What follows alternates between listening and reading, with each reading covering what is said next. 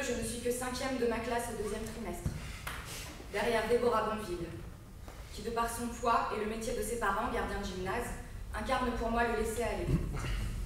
C'est à cette époque que je qualifie certaines personnes de besoins humains, catégorie dans laquelle se mêlent les gens en survêtement, ceux qui ne peuvent pas se retenir d'aller aux toilettes, ceux qui ont tout le temps faim, ceux qui portent des lunettes, ceux qui ont les oreilles décollées, et ainsi de suite. Afin de m'extraire de cette catégorie, je tente de contrôler tous mes besoins et transporte toujours sur moi un flacon de parfum au chèvrefeuille de chez Yves Rocher.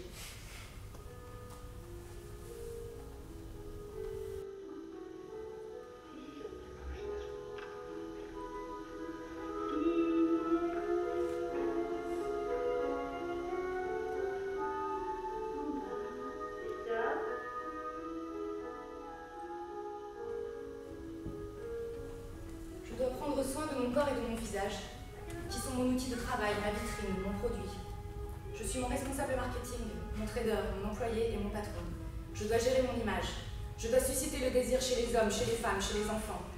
Je dois maintenir ma cote le plus haut possible. Quand je réussis une audition, ma cote monte. Si quelqu'un de côté veut travailler avec moi, elle monte aussi. Elle baisse évidemment si on apprend qu'en ce moment je n'ai pas de travail, si on me voit faire de la figuration dans un téléfilm France 3 au carrefour de Neuilly-Mines. Elle monte quand on apprend que je suis sortie pendant 3 ans avec Loïc Corbery de la Comédie Française, ou que Pio Marmaille m'a emmenée à Barcelone sur sa Harley. Elle baisse quand on me croise en larmes à Pôle emploi lorsque je viens d'apprendre que j'ai perdu le statut d'intermittent. Elle monte quand on apprend que j'ai enfin réussi à rentrer au Conservatoire national supérieur d'art dramatique en 2012. Elle baisse quand on se rend compte que ce n'était en fait qu'en 2e cycle.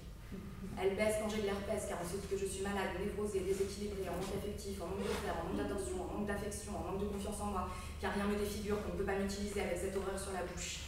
Elle monte quand j'ai bonne mine, parce que je me suis bien reposée ou que je suis heureuse, ce qui est quand même potentiellement louche, car quand on travaille, on n'a pas le temps de ça.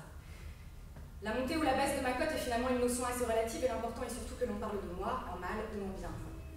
Je dois exister dans le regard des autres. Ça, je sais pas faire, peut-être. Ça, je sais pas faire très bien.